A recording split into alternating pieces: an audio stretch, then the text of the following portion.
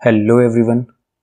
सो last class में हमने आपका न्यू चैप्टर स्टार्ट किया था, that is the fundamental unit of life, cell. तो एक बार देख लेते हैं कि हम लोगों ने किस किस चीज़ के बारे में बात कर ली थी, then we will start with our new topic.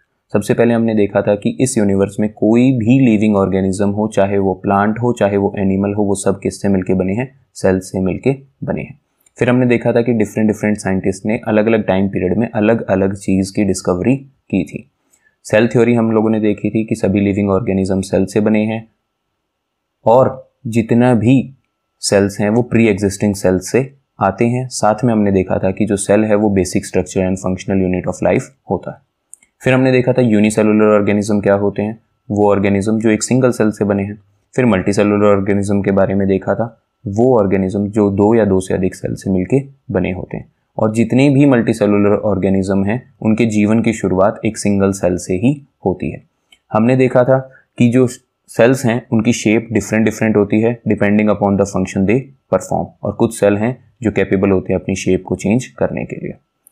Different organelles present होते हैं सेल के अंदर जो डिफरेंट फंक्शन परफॉर्म करते हैं। तो आपको हर जगह पे डिवीजन ऑफ लेबर देखने को मिलेगा। फिर हमने देखा था कि एनिमल और प्लांट सेल के अंदर बहुत सारे सेल ऑर्गेनेलीज प्रेजेंट होते हैं। फिर हमने बात की थी चाहे कोई भी सेल हो उसके अंदर तीन बेसिक कंपोनेंट जरूर होंगे, प्लाज्मा मेम्ब्रेन जिसको सेल मेम्ब्रेन भी कहा जाता है, न्यूक्लियस एंड साइटोप्लाज्म। फिर हमने प्लाज्मा मेम्ब्रेन के बारे में देखा था कि हम उसको सिलेक्टिवली परमिएबल मेम्ब्रेन बोलते हैं। फिर हमने फ्लूइड मोजाइक मॉडल को समझा था जो प्लाज्मा मेम्ब्रेन का है। फिर हम लोगों ने एक ये स्लाइड देखी थी जिसके अंदर जो डिफरेंट सेल ऑर्गेनेलीज हैं उनके डिफरेंट फंक्शंस के बारे में देखा था। इसको एक्सप्लेन नहीं किया था, बात की थी कि इनके बारे में अब हम डिटेल से समझेंगे। तो चलिए यहां से अपना टॉपिक आज का शुरू करते हैं। तो how can substances move in and out of a cell? कैसे कोई सब्सटेंस सेल के अंदर या बाहर मूव कर सकता है? Gaseous exchange between the cell and its external environment. Gas कैसे एक्सचेंज होती है? Movement of oxygen and carbon dioxide to and from the cell is carried out by the means of diffusion. तो जो oxygen की movement होती है, carbon dioxide की movement होती है सेल के अंदर या बाहर, ये कौन से प्रोसेस के थ्रू होती है? डिफ्यूजन के थ्रू होती है। Gaseous substances have a tendency to move to areas where their concentration is less from the areas where their concentration is high. हम सबको पता है कि चीजें हाइयर कंसंट्रेशन रीजन से लोअर कंसंट्रेशन रीजन की तरफ मूव करती हैं। ये चीज हम लोगों ने छोटी क्लासेस में भी पढ़ी है कि जो एयर है वो हाई प्रेशर रीजन से लो प्रेशर रीजन की तरफ मूव करती है। तो गैसियस सब्सटेंस की टेंडेंसी है कि वो हायर कंसंट्रेशन रीजन से लोअर कंसंट्रेशन रीजन की तरफ मूव करते हैं। और जो ये मूवमेंट है इसको क्या कहा जाता है? डिफ्यूजन कहा जाता है। डिफ्यूजन आपका सॉलिड्स में भी हो सकता है, लिक्विड में भी हो सकता है और गैसेज में भी आपको देखने को मिलेगा। So movement of water, gaseous movement तो देख लिया हमने। वाटर की मूवमेंट कैसे होती है सेल और उसके एक्सटर्नल एनवायरनमेंट के बीच में? So this is carried out by the process of osmosis.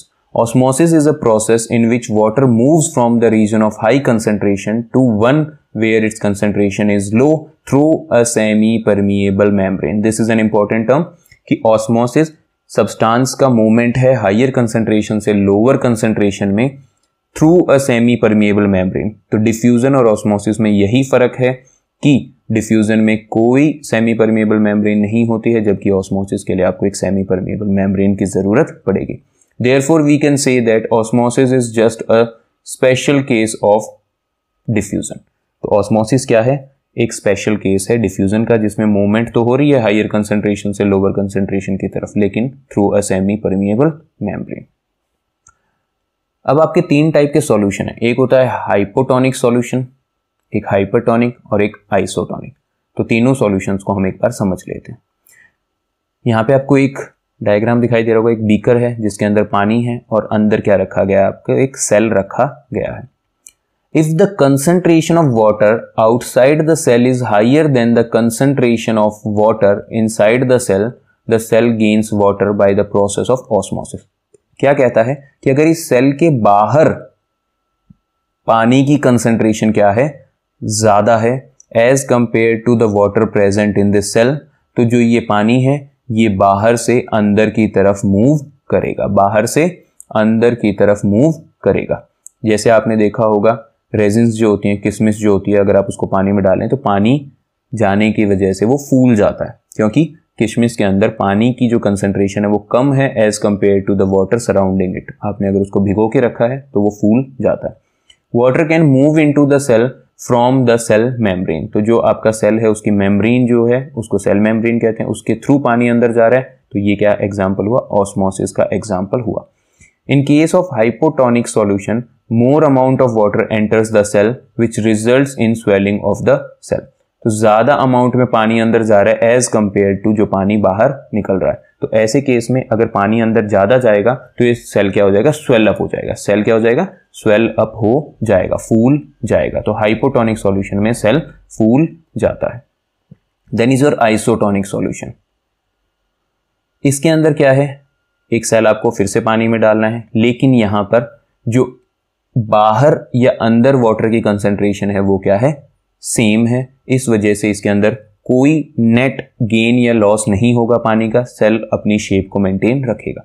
If the cells are put in an environment which has similar concentration of water as present inside, अगर cell को ऐसे environment में रखा जिसमें cell और cell के environment में अगर दोनों जगह वाटर की कंसंट्रेशन सेम है, तो इस स्टेट में जो फ्री मूवमेंट है वाटर की वो मेम्ब्रेन के थ्रू होगी, लेकिन कोई चेंज नहीं आएगा किसी भी साइड में, क्योंकि कंसंट्रेशन दोनों जगह क्या है, सेम है। इस वजह से जो सेल का साइज है वो भी चेंज नहीं होता है आइसोटोनिक सॉल्यूशन के अंदर, क्योंकि जो नेट मूवमेंट है वाटर की वो जीरो होती है। जितना पानी बाहर निकला है उतना ही पानी अंदर एंटर कर जाता है।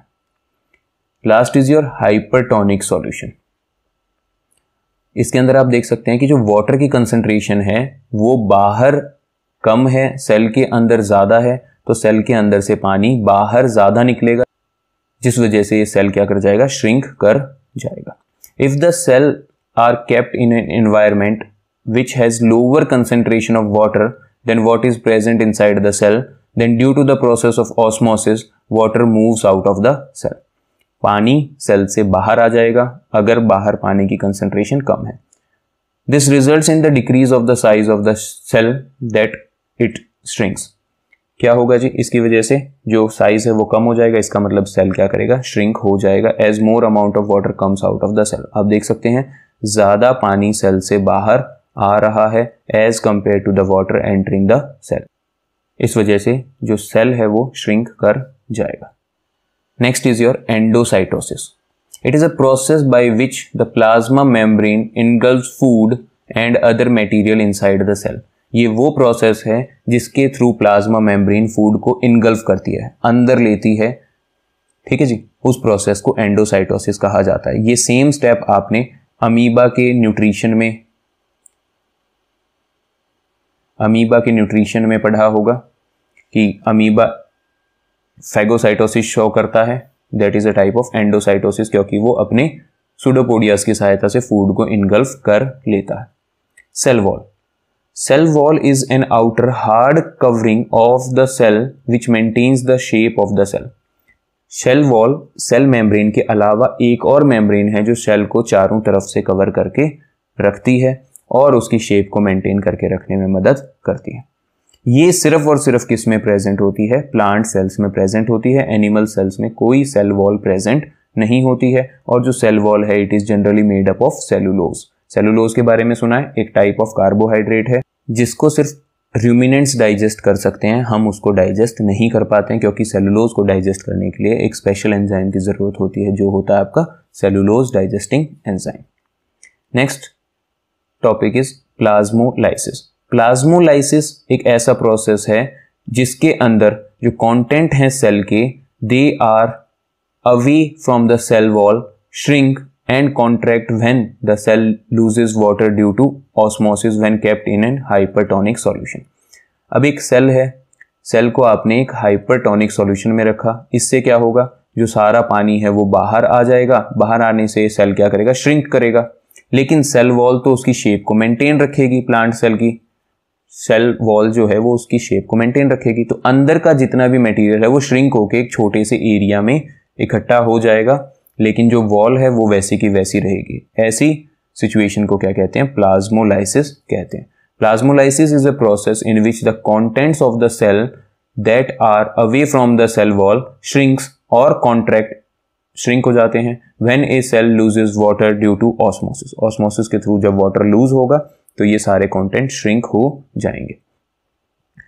क्या dead cell भी water absorb करते हैं? No, dead cell cannot absorb water through osmosis. Dead cell water को absorb नहीं करते. How plant, fungus and bacteria can exist in hypotonic medium? कैसे वो hypotonic medium में survive करते हैं? जो plants हैं, fungus है और जो bacteria है वो ऐसे situations में इसीलिए रह पाते हैं क्योंकि they have a rigid cell membrane. उनकी जो cell membrane है वो rigid होती है, काफ़ी ज़्यादा ठोस होती है. Even if the cell swells up, the cell membrane is able to prevent them from bursting out. अगर पानी उनके अंदर जा रहा है, ऑब्वियस बात है जब हम उनको हाइपोटोनिक सॉल्यूशन में रखेंगे तो पानी उनके अंदर जाएगा और वो फूलने की कोशिश करेंगे, स्वेल अप होने की कोशिश करेंगे, लेकिन जो रिज्ड सेल मेम्ब्रेन है वो उसको फटने नहीं देती है, ब्रस्ट होने नहीं देती है. न्यूक्लियस. न्यूक्लियस एक प्रोमिनेंट, सबसे इंपॉर्टेंट ऑर्गेनेली है जो आपके सेल के अंदर प्रेजेंट होता है, which is the controlling centre of all activities of the cell, जो आपके सेल का ब्रेन भी कहलाता है और सभी सेल की एक्टिविटीज को कंट्रोल करता है. So this is your nucleus. यहाँ देख सकते हैं आप, ये क्या है आपका न्यूक्लियस है. इसके अलावा इसके चारों तरफ क्या है, बहुत सारे सेल ऑर्गेनेलीज हैं जिन सब की एक्टिविटी को ये न्यूक्लियस कंट्रोल करता है. Structure of the nucleus. A nucleus has a nuclear membrane. जैसे सेल के चारों तरफ सेल मेम्ब्रेन है वैसे ही न्यूक्लियस के चारों तरफ एक न्यूक्लियर मेम्ब्रेन होती है which cover it all around, जो इसको चारों तरफ से कवर करती है. There are pores present on the nuclear membrane that allow movement of substances in and out of the nucleus. Pores present होते हैं, छेद प्रेजेंट होते हैं न्यूक्लियर मेम्ब्रेन में, जैसे सेल मेम्ब्रेन में थे, जिसके थ्रू जो सब्सटेंस की मूवमेंट है वो न्यूक्लियस के अंदर बाहर हो सकती है. किसके? साइटोप्लाज्म और न्यूक्लियस के अंदर जो एक्सचेंज ऑफ मटेरियल होता है वो इन्हीं पोर्स के थ्रू होता है. न्यूक्लियस के अंदर क्या प्रेजेंट होते हैं? क्रोमोसोम प्रेजेंट होते हैं. रॉड शेप स्ट्रक्चर्स हैं जो न्यूक्लियस में प्रेजेंट हैं, जो कंटेन करते हैं जेनेटिक इंफॉर्मेशन कि आने वाली जनरेशन कैसी दिखाई देगी, उसका बॉडी स्ट्रक्चर क्या होगा, ये सब जेनेटिक इंफॉर्मेशन कहलाती है. और ये कौन कैरी करते हैं? क्रोमोसोम कैरी करते हैं. The chromosome contain two type of things. दो चीजें होती हैं क्रोमोसोम के अंदर, एक होता है डीएनए, एक होता है protein. This is responsible for organising and constructing new cells. जो डीएनए है वो रिस्पॉन्सिबल है कि आपकी बॉडी के अंदर सेल्स कैसे ऑर्गेनाइज होंगे, नए सेल कैसे कंस्ट्रक्ट होंगे उसके लिए. जबकि जो प्रोटीन है ये हेल्प करते हैं पैकेजिंग में और कंडेंसेशन ऑफ डीएनए में. ये डीएनए की हेल्प करते हैं इस प्रोसेस के अंदर. सो इस क्लास के लिए इतना ही. जो नेक्स्ट टॉपिक है we will continue in your next class. Thank you very much. God bless you. Take care.